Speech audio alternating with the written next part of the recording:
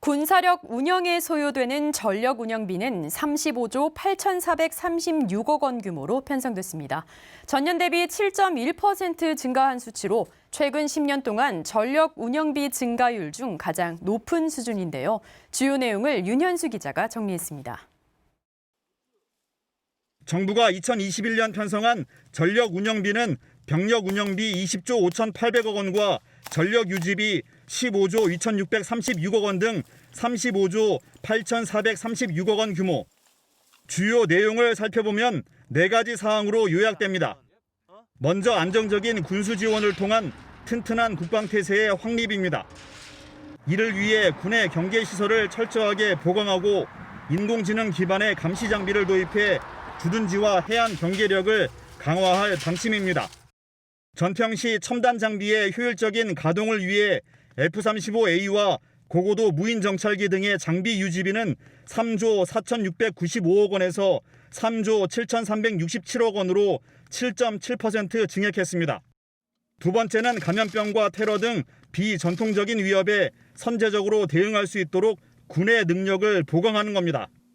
향후 코로나19 같은 전염병에 적극적으로 대응하기 위해 비축용 마스크 구매에 176억 원, 모든 부대 대상 방제 용역 실시에 157억 원, 의학연구소 기능 보강에 19억 원, 군 병원의 의무 장비와 물자 등 추가 도입에 337억 원, 비대면 화상회의 장비 보강에 271억 원 등 모두 960억 원을 투입할 계획입니다.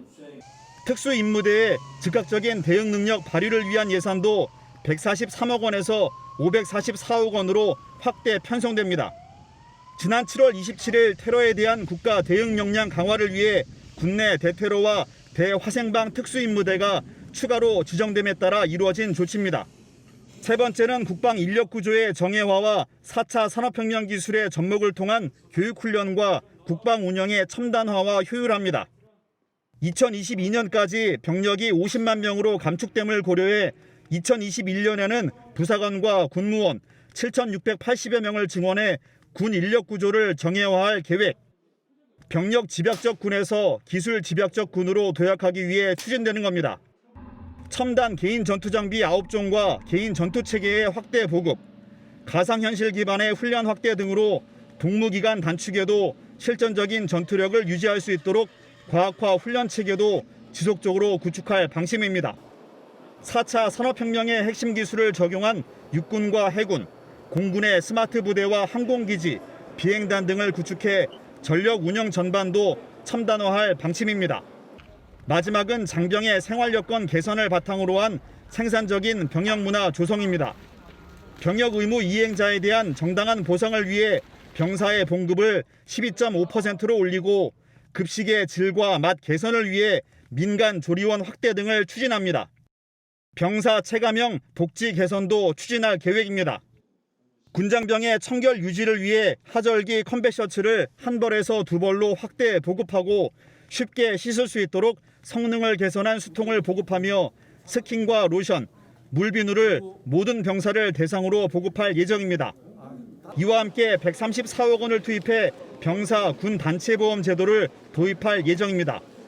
군 복무 중 질병과 상해에 대한 의료 선택권을 보장하고 국가 책임을 강화하기 위해서입니다.